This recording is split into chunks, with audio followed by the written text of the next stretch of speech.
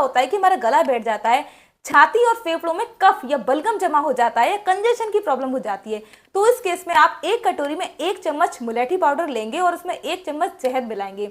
दोनों चीजों को मिक्स करने के बाद जो मिक्सचर बनकर तैयार होगा, आप उसे कंज्यूम कर लीजिए। आप देखेंगे कि आपकी छाती में जो कफ या बलगम जमा था वो बाहर आना शुरू हो जाएगा, आपको इंस्टेंटली फर्क दिखना शुरू हो जाएगा, आपके गले में आपको काफी ज्यादा राहत मिलेगी। सर्दी, खांसी या जुकाम होने पर छोटे बच्चों को भी आप इसका सेवन करा सकते हैं।